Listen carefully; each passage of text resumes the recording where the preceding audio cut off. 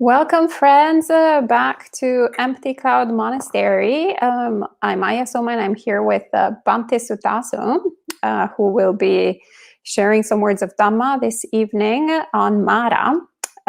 So this was actually a topic requested by one of our viewers, and Bhante was volunteered or was voluntold either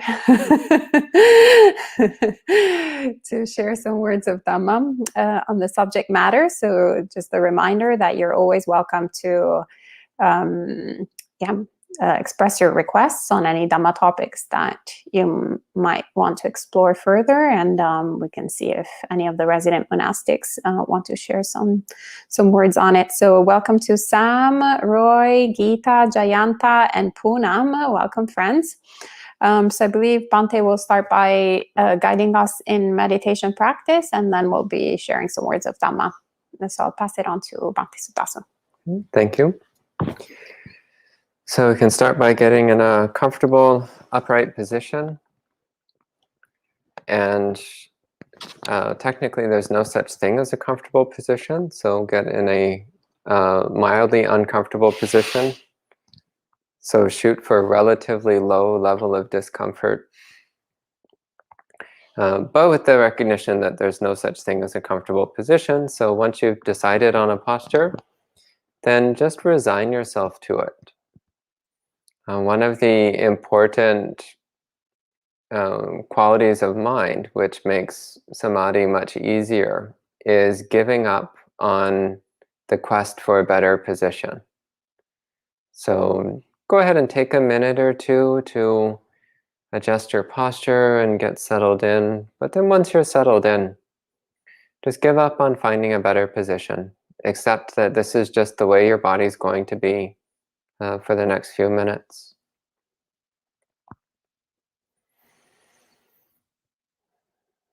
So bringing your hands to rest in your lap.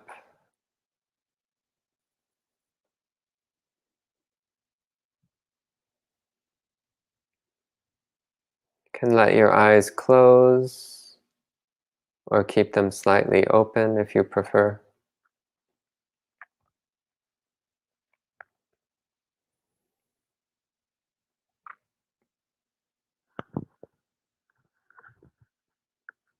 Start by just appreciating not needing to do anything.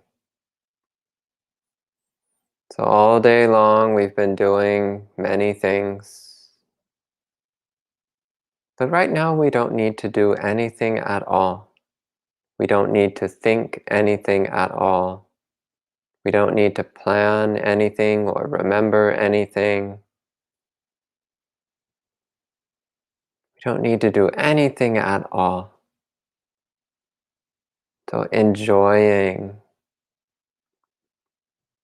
non-busyness, enjoying freedom from activity.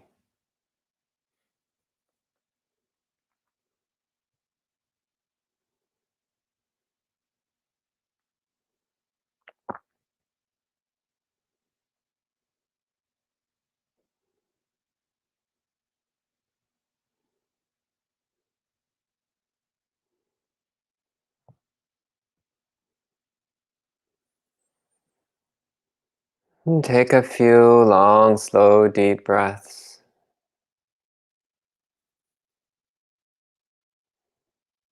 With each breath, letting your body and mind relax.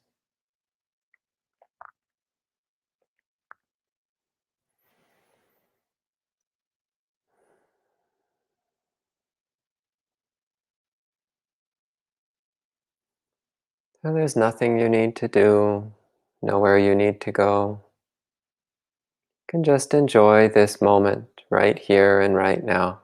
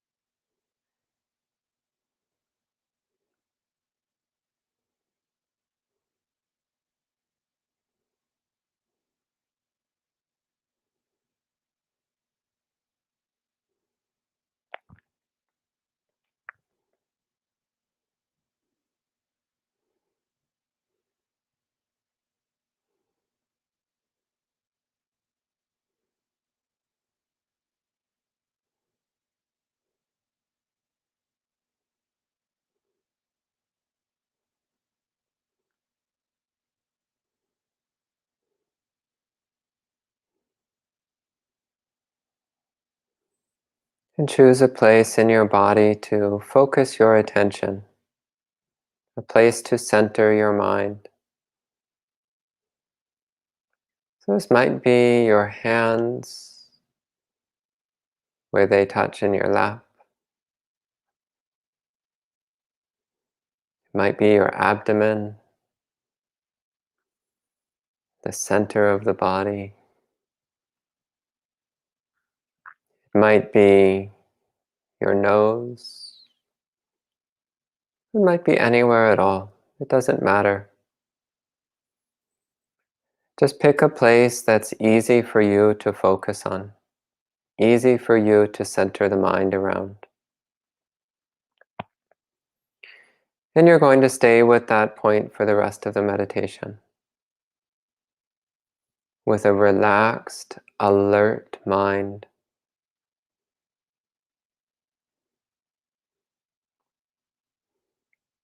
Centered on the focal point.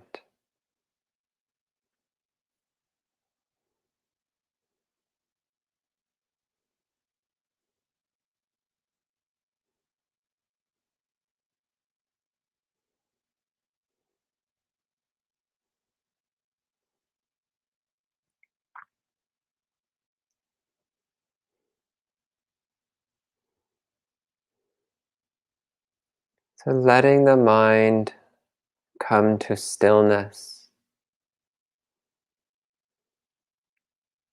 keeping attention sharp and clear.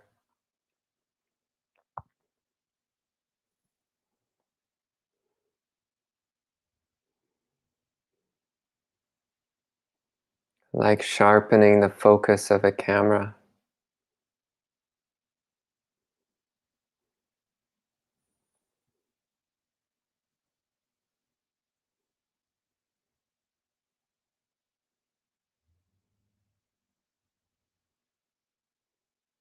So feeling your body with clarity and enjoying the sensation of your body. Perceiving the body as pleasant.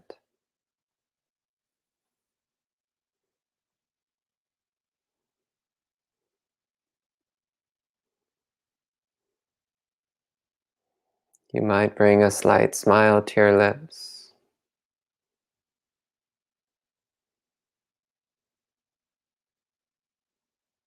As you enjoy the pleasure of mindfulness directed to the body.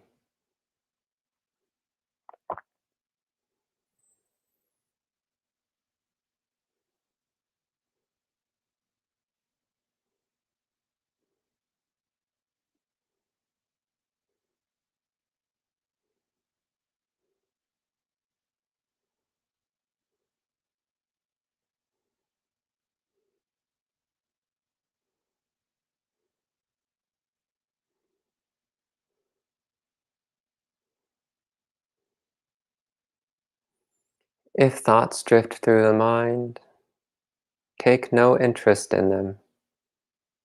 Pay no attention to them. Just let them drift through in their own time. Those thoughts don't concern you. Just stay focused on feeling your body, enjoying your body, sharpening and stilling the mind, centered in the body.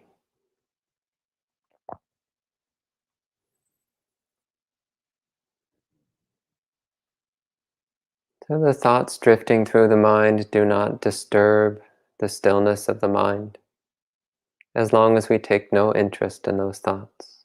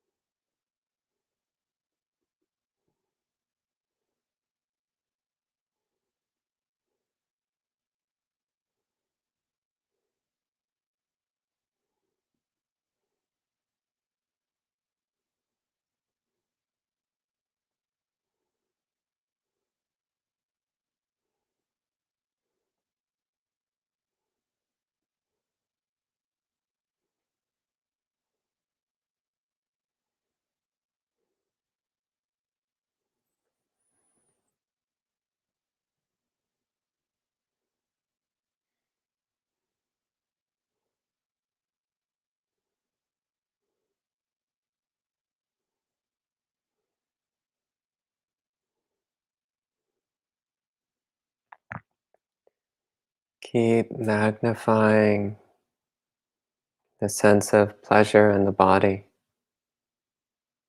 building up that euphoric enjoyment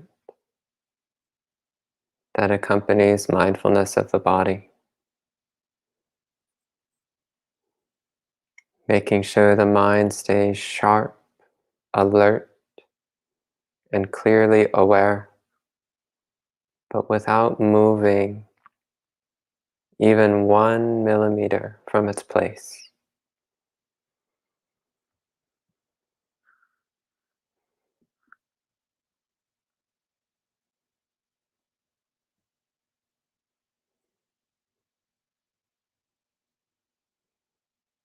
And let the whole body be completely still, soft, and relaxed.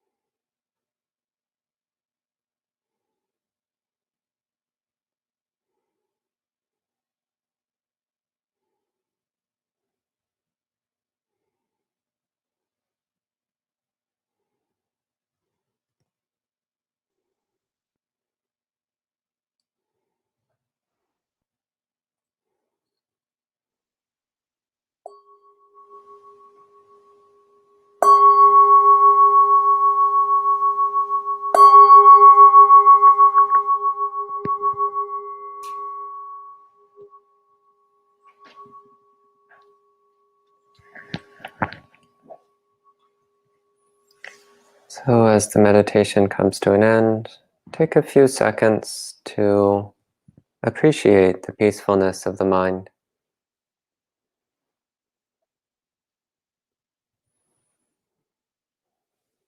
Right. Thank you, Bhante, for guiding us in meditation. And thank you all for joining us this evening. Hello to Miguel, Kanti, May, Huang. So, good to see you, friend. Elaine, Yudi, Kumu, Yan, Poonam, Jayanta, Gita, Roy, Sam, many friends. All interested in knowing more about Māra. So without further ado, then I'll pass it on to Bhante Suddhāso, who can enlighten us on the subject matter. So I'll start by paying homage to all the Buddhas of past, present, and future. Namo tassa bhagavato arahato samma sambuddhassa. Namo tassa bhagavato arahato samma sambuddhassa. Namo tassa bhagavato arahato samma sambuddhassa. Buddhang dhammang sanghang namassami.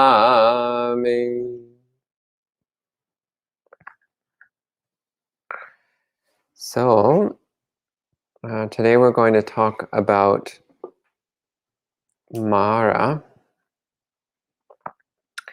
And actually, I was just thinking as the meditation was ending, I was having some quite pleasant samadhi, and I was reminded of one sutta where the Buddha says that when the mind is deep in strong samadhi, then you become invisible to Māra temporarily. So when you come out of samadhi, then you're visible to him again. But when the mind is deep in samadhi, then Māra cannot see you. So for that to be relevant, it's important to know who Māra is. So what Māra is. So the Buddha talks about Māra in a few different ways in the suttas. The most common way, and the way which is the easiest to relate to, is that Māra is the name of a particular deva. So a particular celestial being, similar to an angel or spirit. And in particular, Māra is an extremely powerful deva. So Māra is described as the lord of the Parinimmitavasavati devas. So Parinimmitavasavati means those who can control the creations of others. And the Parinimmitavasavati devas are the highest of the Kama devas. So there's 3 ranks of beings in Buddhist cosmology. So the lowest rank of beings is the Kama Loka, so the sensual world, the sensual beings. So these are beings who are characterized by their interest in sensuality, their interest in bodily pleasure and bodily pain. So humans are part of the Kama Loka, so we're part of the sensual domain, which should be pretty clear. So we have these coarse physical bodies, and we tend to spend a tremendous amount of time trying to get pleasant sensations in our body, and trying to avoid painful sensations in our body. So we're very much, we tend to be very much caught up in the sensual experience of a body.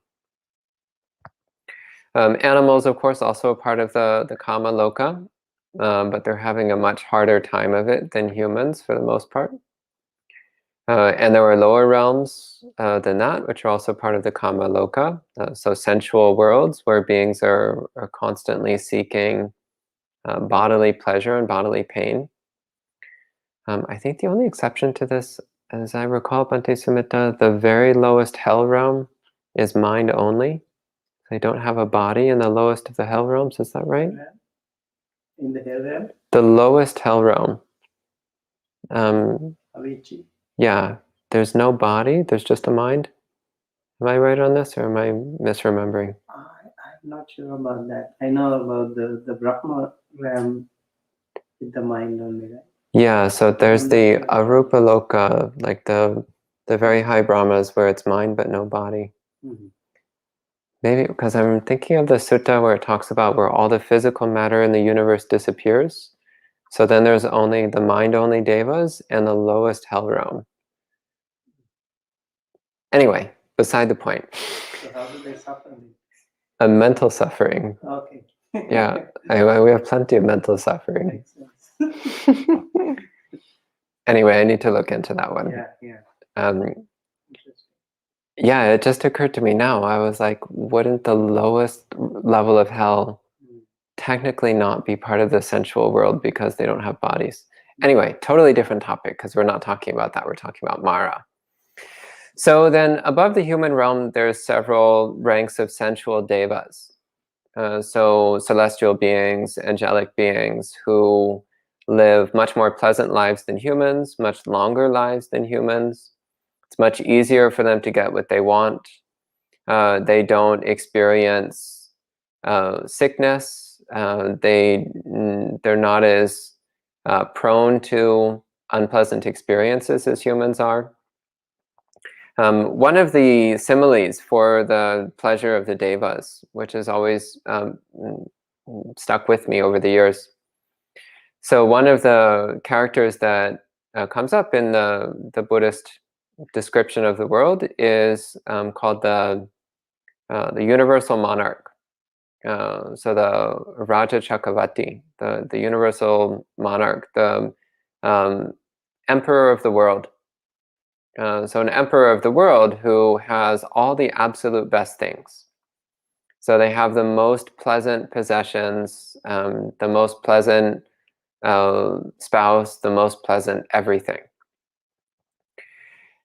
So just take that as a ideal. So the ideal human life where you have basically limitless wealth, limitless power. You always get what you want. You've got the best friends, the best partners, the best everything. Well, the Buddha says that even the lowest of the devas, their life is 10 times more pleasant than that. So that gives you a little bit of a sense as to how much better it is to be a deva than it is to be a human. If you're interested in pleasure, how much better it is to be a deva. So there's several ranks of sensual deva worlds above the human world. And the highest of the sensual deva worlds is the Parinimita Vasavati devas. So the devas who can control the creations of others. And the most powerful deva in that realm is Māra. So of the three domains, so the sensual domain, the subtle material domain, and then the immaterial domain. So the highest ranking being in the sensual domain is Māra. So by far the most powerful being in the sensual domain. So powerful in terms of influence, in terms of control, in terms of the ability to dominate other people, in terms of the ability to get what he wants, and in terms of the ability to keep people under his control.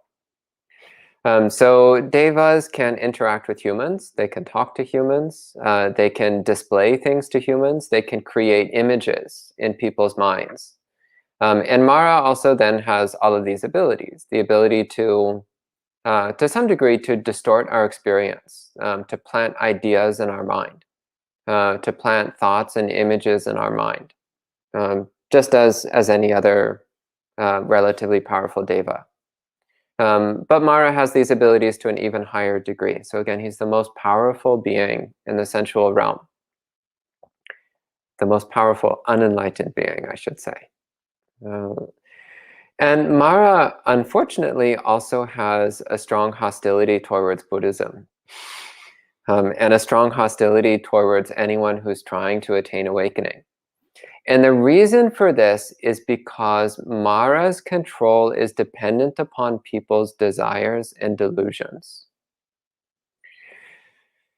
So Buddhism, since it's all about getting rid of desire and overcoming delusion, is just about the biggest conceivable threat to Māra in the universe. So naturally, Māra is not too happy about the existence of Buddhism. And in fact, when the Buddha was still an unenlightened bodhisattva, when the Buddha was still trying to attain awakening, Māra did everything he could to stop the Buddha from attaining awakening. So including summoning up a tremendous army and sending it after the Buddha. But the army was illusory. And so the Buddha at that point had already developed enough wisdom to recognize that this was just a trick Māra was playing, that there was no substance to it, that it had no power over him. So Māra desperately tried to stop the bodhisattva from attaining Buddhahood, but Māra was not successful. So again, because Māra saw that if a Buddha arose in the world, then that Buddha would help many other beings attain awakening. In other words, the Buddha would escape Māra's grasp and then help many other people escape Māra's control as well. So Māra desperately tried to stop the Buddha from attaining awakening. And then after the Buddha attained awakening, Māra went to the Buddha and said, "Oh, congratulations, congratulations, you're enlightened now. Okay, that's it, you're done. End of the story, you can die now. Nothing else to do, you're finished." And the Buddha's like, "I know you, Māra. You're not fooling me." And the Buddha said, this is very interesting because this is one of the first things the Buddha said after attaining awakening. He said, "I will not pass away until I have a fully established community of bhikkhus, bhikkhunis, female lay followers, and male lay followers who have attained awakening." So the Buddha makes this statement. He says he will not pass away until he's established enlightened disciples of both male and female monastics and male and female lay people. But so Māra gave up on that occasion, but then he continued over the course of the Buddha's life. Many times Māra came to the Buddha and tried to convince the Buddha to stop teaching or to pass away, or hassling the Buddha or hassling the Buddha's disciples. There's many, many suttas where the Buddha comes to, especially to bhikkhus and bhikkhunis who are meditating, because this is, once again, just about the biggest threat to Māra, is a Buddhist monk practicing meditation. So Māra would go to them and he would plant distracting images in their mind, or he would create distracting noises around them, or he would create distracting body sensations. There's one amusing sutta where Māra plunged into, I think it was Moggallana's belly. Was that correct? Moggallana's, yeah, he plunged into Moggallana's stomach, so gave Mahamoggallana a stomach ache while Mahamoggallana was trying to meditate. He did the same with Uppalavanna. The same with Uppalavanna. Okay, also with Bhikkhuni Uppalavanna. Yeah, if you want a lot of fun on this, you can read the Bhikkhuni Samyutta, the Māra Samyutta. Actually, just read all of the suttas, just to be completely realistic here. But there's many in the Samyutta Nikaya, which involve Māra hassling various monastics.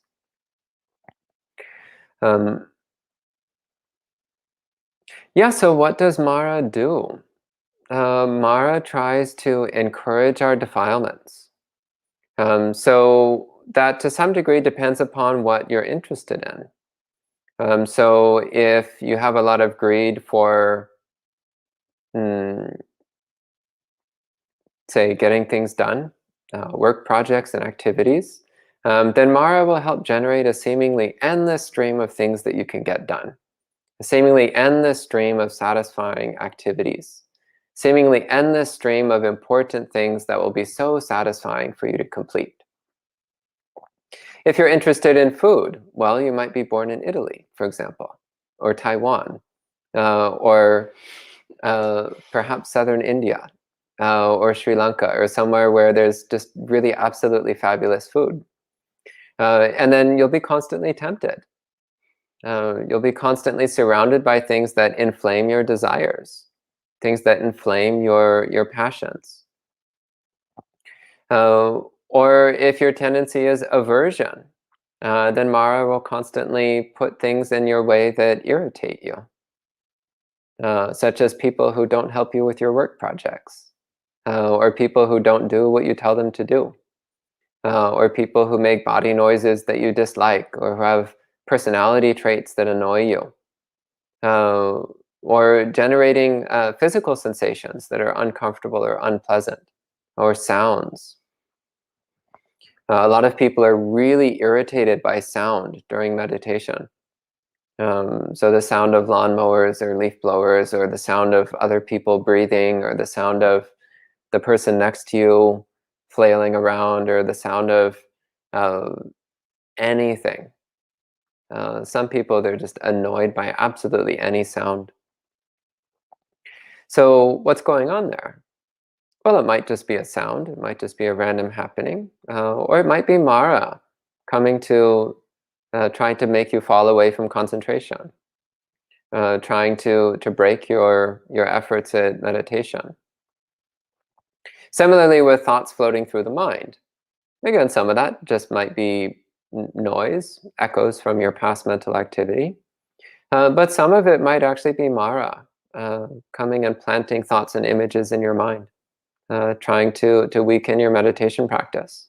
So it's very important not to take any interest in these things, to just see them as the temptations of Māra.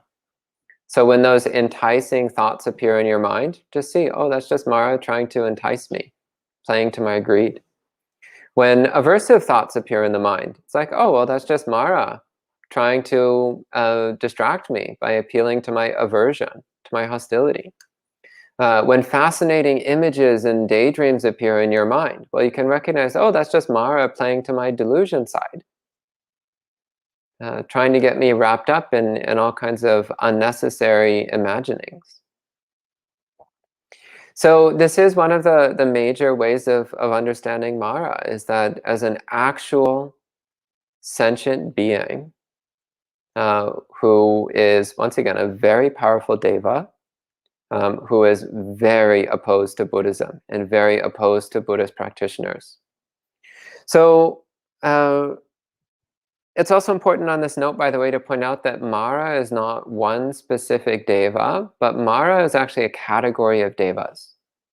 So normally when we talk about Māra, we're referring to a specific being. So the Lord of Māras, the most powerful of the Māra devas. But there were many other Māras, lesser Māras, who were not quite as powerful, but who have similar traits, similar qualities. And it's interesting to note, by the way, that throughout this beginningless round of samsara, at some point or another, we've been Māra. In fact, several of the Buddha's disciples could remember their past lives as Māra. Mahamoggallana, for example, remembers one of his past lives as Māra. So it's good to remember that we ourselves have also been in that role. And one reason this is important is it helps us to produce compassion. So what is Māra? Māra is another suffering being in samsara, another being filled with dukkha, filled with misery and torment, and another being who's producing bad karma, actually extremely bad karma. So when I think of Māra, actually my heart melts a little bit, because the poor guy is just making a huge mess for himself. So in his effort to try to keep control of the beings within the kama loka, he's generating tremendous bad karma, so obstructing people on the path. So I try to have compassion for Māra, because he's going to have a really difficult rebirth after this life. Another way that the Buddha talks about Māra is in a more abstract way of referring to our own defilements. So the greed, hatred, and delusion that appears in our mind is our own Māra, our own inner tempter, our own inner deceiver that pulls us away from the path. So in that sense, we are our own Māra. So we don't necessarily need the help of an external being to get wrapped up in defilements and delusions. We're actually quite good at getting ourselves wrapped up in defilement and delusion. Though the external Māra does come and give us a hand from time to time. But we're quite capable of twisting ourselves into knots without the help of other beings. So this is also a way that the Buddha talks about Māra, is in terms of our own underlying tendencies towards defilement and delusion. And the Buddha also talks about Māra in even broader sense. So sight, sound, smell, taste, touch, and thought. So our tactile experience of the world. This also is one way of conceptualizing Māra, because it is our own misunderstanding, misapprehension, misconception of our sensory world that leads to defilement and delusion. So it's the misconception of the world as being composed of me, a separate individual, relating to those things over there that are separate from me. So it's basic delusion that we operate under. This delusion keeps us constantly revolving around our sense of self, constantly revolving around our self-identity. So as Bhante Suddhāso was talking about yesterday, the attachment to self-identity is this critical component that prevents us from attaining stream entry, that prevents us from reaching even the first stage of awakening. So this is one way that Māra operates, is fueling this misunderstanding that we have, fueling this delusion. I am seeing that. I am hearing that. I am smelling that. So this constant subject-object duality, grounded in a sense of self-identity, a sense of separate self-existence. Because as long as we're wrapped up in the sense of self-existence, then we will not attain even the first stage of awakening, which means that we will remain stuck in samsara. So samsara is Māra's domain. Samsara is the world of confusion and suffering. Samsara is the world where we're constantly spinning in circles, where we can be led around like a puppet or like a puppy, either one, but where we can be controlled like a puppet on strings. So actually it's in the Therigatha, one of them, I can't remember which one, where the imagery is used of how we're like a puppet on strings. And the strings are here being used as a metaphor for defilement. And so when you cut the strings, then you recognize that the puppet has no life of its own. The puppet only seems to have life because it's being danced around by defilement and delusion. So it's the same, we're a puppet being danced around by our own defilements and delusions. But that's also what gives Māra control over us. If we're not controlled by our defilements, then Māra has nothing to use to control us. If we see through our defilements and we choose not to be dictated by them, then Māra has no power over us. This also is a running theme that we see in the suttas which involve people interacting with Māra, is that once the people recognize, oh, this is Māra, I know what's going on here. This is Māra trying to break my meditation. This is Māra trying to trick me, trying to deceive me. Once they recognize that it's just Māra, then that's like cutting the strings of the puppet. There's no longer any way for Māra to control them. So once you know, oh, this is just temptation. This is just trickery. This is just deceit. I don't need to fall for this. So in terms of our own practice, whenever you see desire arising in the mind, especially desire connected with the unwholesome, then you can recognize, oh, this is Māra. That mind which goes like, oh, if I just get another bowl of ice cream, then everything will be perfect. This is Māra. You might still get the second bowl of ice cream, but at least you'll do it knowing that it's Māra pushing you along. Or when you start to get annoyed with somebody else, you can recognize, oh, this is Māra. This is Māra trying to feed me with irritation. It's not the other person that's irritating me. This is the influence of Māra, and if I go along with it, then I'm going under the control of Māra. I'm no longer in the Buddha's domain, I'm in Māra's domain.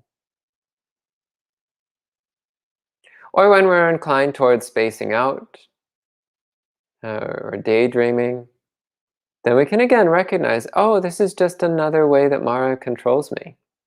This is just another way that Māra keeps me wasting time. This is just another way that Māra keeps me playing in samsara. So samsara is his playground, filled with landmines. And booby traps. You don't want to go on the slide, trust me. So Māra's playground, it's not a fun place to be, it's not a happy place to be, but it does have a lot of really nice things in it. This was another realization that I had many, many years ago. So one day I was reflecting on Māra and it just suddenly struck me. Māra wants you to be happy. Why? Because as long as you're happy with the sensual things of the world, then you will not seek awakening. So Māra likes it when you get what you want. Because usually when we get what we want, we get obsessed with it. We get attached to it. We think, oh, this is happiness. This is pleasure. Not that boring renunciation stuff the monks are always talking about, but this sensual enjoyment, this is true happiness. So of course, Māra wants you to be happy. Māra wants you to have pleasant experiences. Because when you're fixated on worldly happiness, on worldly pleasure, then you will not develop wisdom. You will not practice samadhi. You will not cultivate the path to awakening. You might cultivate parts of it.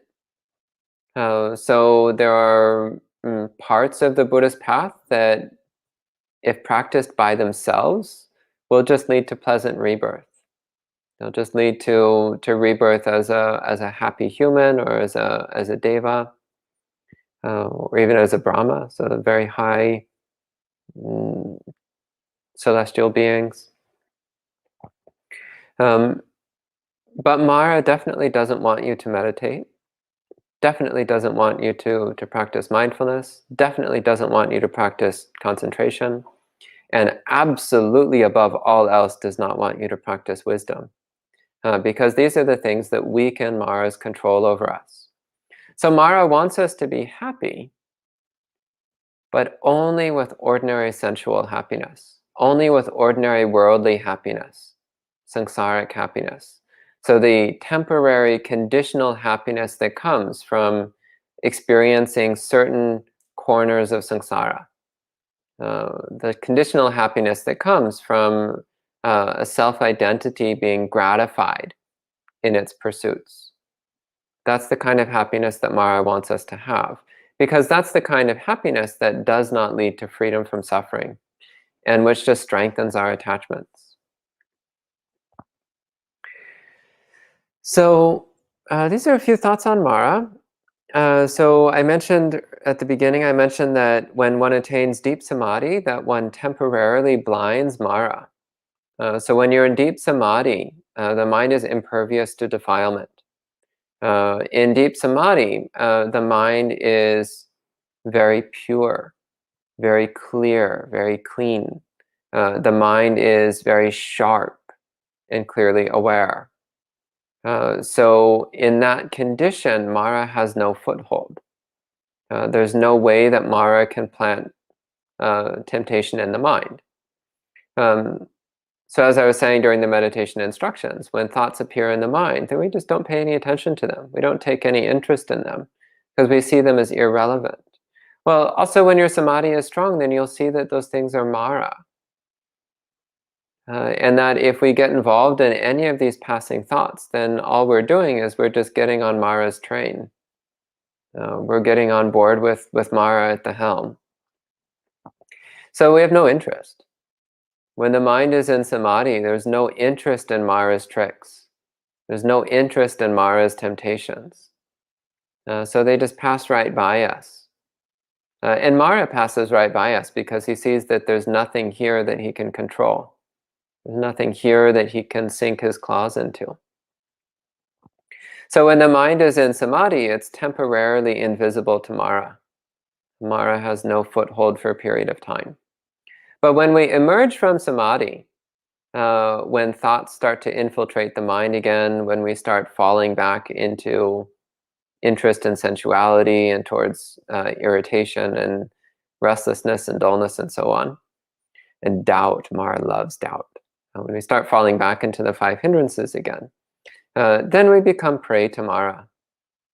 Then once again he can come and disturb us and twist us around, get us to do things that are contrary to the Buddha's teachings.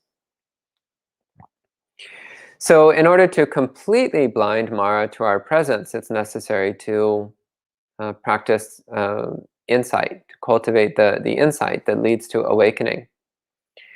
So practicing the perception of impermanence, so recognizing the temporary and insubstantial nature of all phenomena, both physical and mental. And most importantly is practicing the recognition that all things are impersonal, that nothing whatsoever is me or mine, that nothing whatsoever can be defined in terms of myself. In this way we can finally blind Māra to our presence for good, can finally destroy the ability of Māra to have any influence over us. So those are my thoughts for the evening on Māra. So I encourage all of you to have metta for Māra.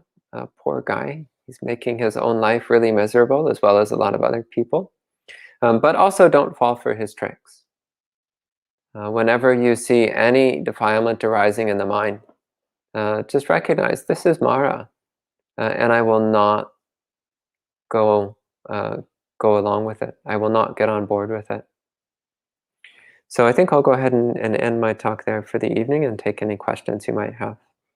Annamayam dhammakataya sadhukaram nadamasem. Sadhu, sadhu, sadhu, anumodami. Thank you, Bhante, for those reminders of Māra haunting us.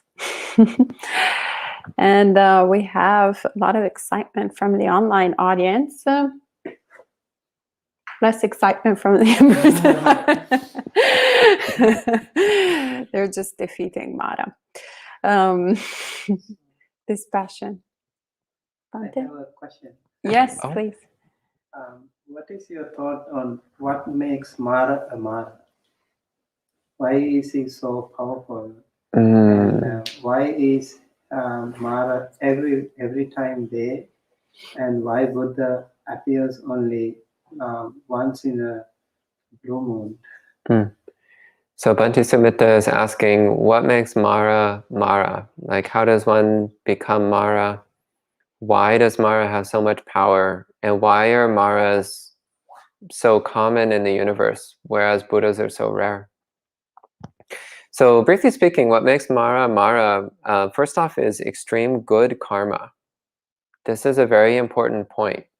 Māras have extreme power, longevity, and happiness. Those are the products of good karma from the past. However, they also have extremely unwholesome habits. So they have, again, a desire to control others, even to the detriment of other people. So the desire to keep others under their control, even if it's hurting those people. So there's a domineering sadism in the mind stream of a Māra. And again, a strong opposition towards Buddhist practice. So a recognition of the antithetical nature of Buddhism to the Māra strategy. And as to why Māras are so much more common than Buddhas, well, it's because defilements are much more common than purity. Delusion is much more common than wisdom. So it's not difficult to find Māra-like people in the world. In fact, Māra is even a given name in some countries, hopefully by coincidence. But there are no coincidences. So yeah, there's a lot of people who have Māra-like qualities, who they're beautiful and have lots of pleasure in life and very wealthy and influential, and they're really domineering and sadistic, and they really want to be in control of other people, no matter how much it makes those people miserable. There's countless beings like this in the human world. So it's not difficult to see how if those people build up enough good karma that they could be reborn as a Māra Deva. So those are my thoughts anyway. Though I think you could answer the question better than I could. So there are also 5 kinds of Māras, right? Can you explain? Māra. I don't remember. Can you explain the 5 Māras? Māra, Devaputta Māra, Skanda Māra. So they are different kinds of Māras. Like Devaputta Māra is one of them. I was wondering if you... Well, briefly... we can actually relate that also to other defilements. Most of them are defilements. I briefly mentioned Kanda Māra. And I mostly talked about Devaputta Māra. What were the other 3 again? Māra, Devaputta Māra, Abhisankara Māra also. Abhisankara Māra. Yeah. So they are all kinds of different forms of defilements. Maybe you should give a talk on Māra. We'll have part 2 Māra. And a Bhante Sumitra edition coming up. An interesting topic, actually. Yeah. Maybe we'll also have the version from Yudi who says, "Sounds like my mother." Oh, Lord. I hope not. Actually, Yudi has a lot of amusing comments throughout the talk. Like I was thinking, that sounds like us, the Kamaloka. And then what does it mean? They can't control the creation of others, but I think you addressed it just right now. And actually, also, I think this one you addressed. How could such a being like Māra, the evil one, could have been reborn in a higher rank of devas? It seems that humans are nicer than him. And I think you just answered that, Bhante. Yeah, I think so. But just to be clear on that. So again, if you build up a lot of good karma, then that will produce a pleasant result. But if you also have been building up a habit towards negative tendencies, then you might be reborn with very pleasant conditions, but with very nasty tendencies of mind. So again, you can see countless examples of this in the human world alone. So it's not hard to conceive that this also applies to the Deva worlds. Yeah, there's actually many suttas which involve Devas who are not very nice. So it's not just Māra who's a grumpy Deva. There's actually a lot of grumpy Devas. There's also a lot of really nice Devas, but there's definitely a fair number of grumpy ones. And there's a whole category of Devas known for their grumpiness. But we'll go into that another time. Yeah. Right, thank you, Bhante. And good to see you, Chittapala. A long time no see. And yes, Asvi, hello. Bhante Sumitra, you have no. Oh, I did. Okay, go ahead. What is the lifespan of Māra? Well, the lifespan of Māra, I'd have to look it up. It's really long. That's a long time. Yeah. Like the lowest heavenly realm, one day there is 50 years here. And they live up to 500 celestial years. It's like 90 million. Oh, So like, and then it goes on to the other heavenly realm. And the more you go up, their longevity is much more. And then when you go to Brahma realm, it's even more. Like the Maha realm, that one day is 1 eon here. Yeah, so one Yeah. eon is One- about the length of a universe, the lifespan of a universe. Yeah. So that's a very long time. Mhm. So that's probably at least 100 billion years. So Māra would be one step down from that. So the lowest Brahma is 1 eon, so 1 universe lifespan. Māra is one step down from that. So not quite that long a life, but close. Very, very long. Yeah, so again, we're talking in the area of billions and billions and billions of years. Very long life. So Māra is still around. This is an important point to remember. Māra didn't disappear just because the Buddha attained awakening. So Māra is still around. It's the same one too. Yeah, same guy. And he doesn't give up. In fact, he's probably rejoicing at how the Buddha passed away a long time ago, and there's a lot of people these days who don't like Buddhism. I mean, the Buddha's Māra's probably delighted. He's probably a little disappointed about a few things, like the resurgence of Buddhism in India. So I think that Māra had a party about 1,000 years ago when Buddhism was wiped out from India. But in the last 100 years, he's probably a little bit depressed. Yeah, Buddhism's resurging in India. Coming to the West. Yeah. So in Christianity, there is Satan, right? And what is how do we compare Satan and Māra? So although I was raised Christian, I'm not the best person to ask comparative theology questions, because I haven't been Christian for more than 20 years now. So I just don't remember a lot of things. I remember I read John Milton's Paradise Lost. It's a fascinating epic. And there it is said there is a war between Satan and the Creator God. And then Māra, it's like Māra. So Satan was always trying to, do something against, challenge the God. And then he was very compassionate to him, and eventually he was going out of his control, like trying to attack the God. And it is said he used thunderbolt as the final weapon, the mighty God, and then he fell down to infinite dismal darkness, and along with all his friends, they all fell down. And it's really fascinating, and how they were trying to come back and disturb the Deva, the Creator God, because his favorite Adam and Eve, and so he tried to come and tempt them. Yeah, I think that story analogizes better to the Asuras. Like how if I recall correctly, the Asuras used to be part of the Tavatimsa Devas, and then they were expelled, and they're constantly fighting with the Devas to try to get back.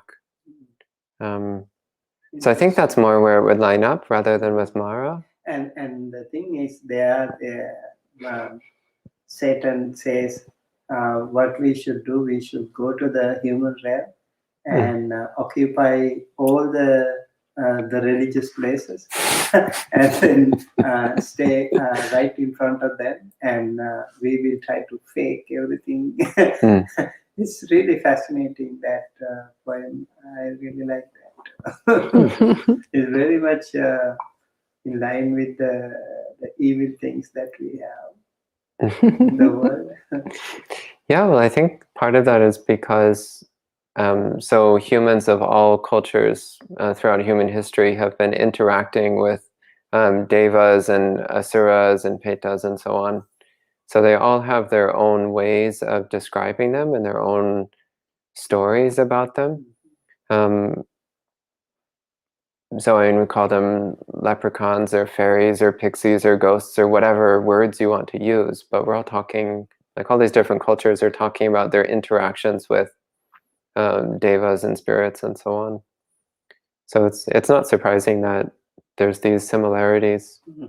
Yeah. Okay.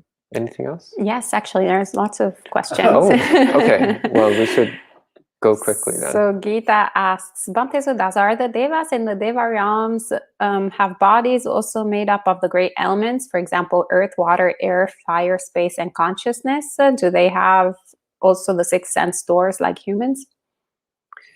So the lower devas, so the kama devas and the rupa devas, have bodies and minds. So they do have physical bodies, though they're much more subtle and malleable than human bodies. So in that sense, you can say that they have all six elements. The immaterial devas do not have physical bodies. So then that would mean they wouldn't have the first four elements. Would they have space? I don't think so, because I think it's just consciousness. The immaterial devas, it's just consciousness. What was the other question? Do they also have the six sense doors like humans? So again, the kama devas and rupa devas, yes, all six. The arupa devas, the immaterial ones, again, they only have mind. They don't have bodies, so then they wouldn't have the physical senses. They only have mind. And the arupa devas, they mostly just spend their lives immersed in their own mental reality. They don't really interact with other beings. So they wouldn't have any use for senses anyway. They're just immersed in their own mind all the time. Yeah, so you go ahead. Arupa devas or arupa brahmas? I mean, either word. Yeah, brahmas, arupa brahmas. Yeah, the immaterial beings, even the Buddha didn't talk with the immaterial beings in any sutta that I can recall. You can't really talk to them. They're just lost in their own mind for a very long time. They're just lost in their own mind. Yeah, so they don't have senses. They don't have bodies. They're just immersed in their own mental experience. Okay. Thank you, Bhante. And Mary says, I was away on vacation this past week. Māra came to me in the form of a piece of prime rib steak. I almost choked to death. Oh dear. Luckily, a doctor eating in the restaurant saved me with a Heimlich maneuver. I'm paying Māra back by becoming a vegetarian. Sadhu, sadhu, sadhu. Great. So there's a happy ending to the story. Send me some betta because this scared me very much. Yes, we can imagine. Well, welcome to the club of vegetarianism. Sadhu, sadhu, sadhu. Yeah, and also welcome to the club of seeing your own mortality. So often this is a major wake-up call. So for many people, when they start to get really serious about their Buddhist practice is when they have some encounter with death. So either a death of someone they're close to, or the tangible realization that their own death is inevitable. Often that's a spark that really lights the fire of someone's practice. Yeah, so remember this. Remember, you're going to die. Are you ready? Work on it. Because next time you might not have a doctor there to do the Heimlich maneuver. So when you're choking on your veggie burger, that might be the end of the story. So practice hard, because you never know when you're going to die. But yeah, be vegetarian in the meantime. That's a good way to cultivate good karma. All right, thank you, Bhante. And Shadow Label asks, is Trump a Māra? I don't even want to speculate on that. I'll leave that up to you to discern on your own. All right. And Sam asks, is the external being or events that annoyed us Māra, or our own aversion to them Māra? Could be both. Yeah, I mean, ultimately what we're working with is our own reactivity, our own tendency to react with defilement towards things. That's what we need to work on. Then there's no problem. Whether it's the external Māra or the internal Māra, if we strengthen our own mind so that we don't react to these things, then we won't be under Māra's control either way. Again, the Buddha gave these different ways of relating to the concept of Māra, but either way, our practice remains the same. Yeah. And Kumu asks, is Māra a he? I love the emojis that are followed by the question, Kumu. Actually, in a couple suttas where it talks about the different Māras, it does mention that some of them are female. So there appear to be both male and female Māras. But the Lord Māra, the big one who's always hassling people, the one who's usually the antagonist in the suttas, is male. All right. And Scott asks, any examples of how Māra arises in the mind? I think I gave a few examples of that. Obsessive thoughts, things that just seem to keep coming over and over again in your mind. Yeah, desire, aversion, delusion. This is all Māra. Yeah, repetitive thoughts and images that seem to be distracting or enticing during meditation in particular. That can be Māra. And Joy asks, does Māra arise in physical manifestations such as body illnesses or just the mind? So as I mentioned, there is the case of Māra entering people's bodies and giving them stomach problems. So, oh my gosh, maybe that's my problem. Anyway, so sudden realizations. So yeah, Māra can also have physical effects on the world. That's true. Yeah. Scott says, I had an encounter with mental death, the complete inability to be mindful. It's not a question. That's true. It's not a question. Yes, I would say in that case, then be mindful of the lack of awareness. Just recognize this is the experience that's happening. One thing, even when the mind seems completely intractable and untrainable, you can always fall back on the stance of the third-person observer. So this is a practice that you can use even in the most difficult of situations. So this also applies when, for example, during meditation, if your mind is extremely agitated and just will not hold still no matter what you do, then just fall back into the stance of the observer.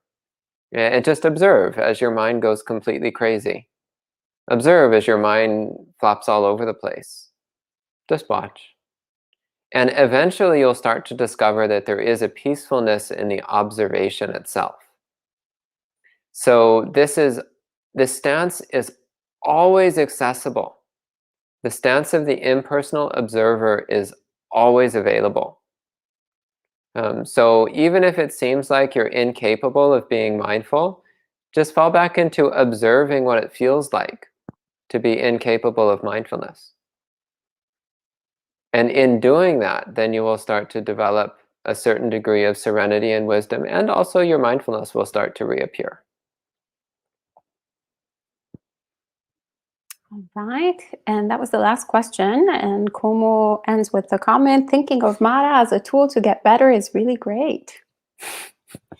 Yeah, actually, I second that thought. Any other questions or thoughts here? No? All good. Oh, Bhante Suddhāso. Yes, please. It's a little So- intimidating to have a 30 Vasa monk asking me questions, but go ahead. Not really try to very spot on, but it will be useful, I guess. I think, yeah, as you said, Brahma realm and Deva realm, they have kind of hierarchical differences. And Māra being the foremost among the highest Deva realm, what does he role in the Brahma realms? What is Mara's role in the Brahma realms? Mhm. What is the power hierarchy? Wow. You know, I'm not sure this comes up in the suttas anywhere. I'm not sure it's actually talked about. But in my observation, like as you said, when you are in the deep samadhi, like all the Brahmas, actually they are in deep samadhi. Yeah. So hopefully he's not going to see any of them. You might be right. You might be right that Mara, since the Brahmas are effectively in samadhi, that Mara wouldn't be able to interact with them. You might be right. That makes sense. Mhm. They still have their own defilements, though. Yeah. So as long as they are in the jhanic modes, they are fine. yeah. Yeah, I mean, the problem with Brahmas is that they tend to have self-centeredness. So some degree of Sakaya Ditti, of self-identity. Yes, they do have that. Attachment to existence. And also the ego that I live forever, something. Yeah, like the Brahma Baka, who believed he was immortal and eternal. And there is also a story where the Huhunka, or what do you call it? A Brahma was trying to argue with the Buddha. Yeah, I think it is Huhunka, right? Yeah, that sounds it a familiar. Brahma or a Brahmin? I'm not sure. But I'd have to look I think it up. there was a case with the Brahma too. We should organize a talk between you and Ajahn Punadhammo. Oh, yes. Yes, you think would this love would- Ajahn Punadhammo. He knows all the details of Buddhist cosmology. Yeah, it's his specialty. I've done a little bit too. Yes, No, he could have this kind of that conversation would be with you. great. Yeah. And I remember, like, there is a story where a monk was meditating and the Māra came to disturb him. And then the monk recognized this is the Māra. So what he said, like, he signed that I know you, I recognize you. And then he said, yes, I am the Māra. And then he wanted to actually distract his meditation, and he said, are you sure you are Māra? Are you so powerful? Yes, I am so powerful. Do you think you can create anything? Yeah, I can create anything, he said. Okay, why don't you, do you think you can create even the Buddha? I do that. So what he did that, he actually created the Buddha, and the monk was looking at the Buddha, he meditated, he became Arahant.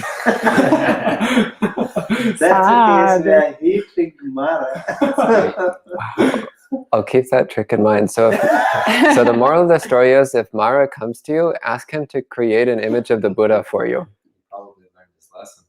Oh, good point. Good point. You had to find another way to trick him. Okay, well, let's... Actually, Jayanta has a question. Will Māra go to hell doing all this bad karma? Yes, yes. This is one reason I said it's important to have compassion for Māra, because Māra is going to be spending an extremely long time in hell for all the harm he's done to the Buddha Sasana. So that's not going to be pleasant for him. Yeah, so have compassion for Māra. He's headed down fast and hard after this life. So on that cheerful note, it's now almost 9 o'clock. So I think we should go ahead and end for the evening. Sure. And 1 second. Shadow label your question. Since it was off topic, you can actually bring it back tomorrow for monk chat. Type it in for monk chat, and there will be a panel of monastics who can answer, how do I become a Buddhist while remaining Catholic? For more info on this, tune in on Monk Chat tomorrow. So thank you everyone for joining us this evening. Good to see you also, Putrika and Melissa.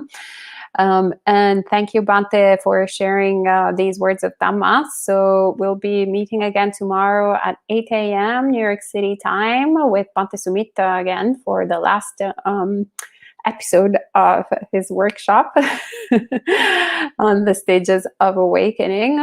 And then on Saturday at 10:30 a.m. there will be the second class with the Venerable Sakya Dhammadina, who is kindly tuning in from India to share teachings on the Abhidhamma. So it will be Introduction to Abhidhamma Part 2. So if you missed Part 1, you can search it on our channel and then do Part 2 with her 10:30 a.m. on Saturday. And if you're around in the monastery on Sunday, we will be practicing the whole day for the Upasata.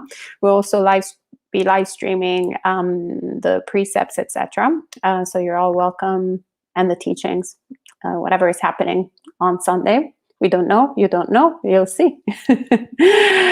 And next week the Sangha will be on retreat, but there will be a blast from the past with Venerable Ajahn Punadhammo, who had given a retreat with Buddhist Insight several years ago. So we will be replaying the recordings on the online channel at the same time. So you can always tune in at the same times and find new teachings of the Buddha. All right, so that's all. And we can end with 3 sadhus. Sadhu, sadhu, sadhu.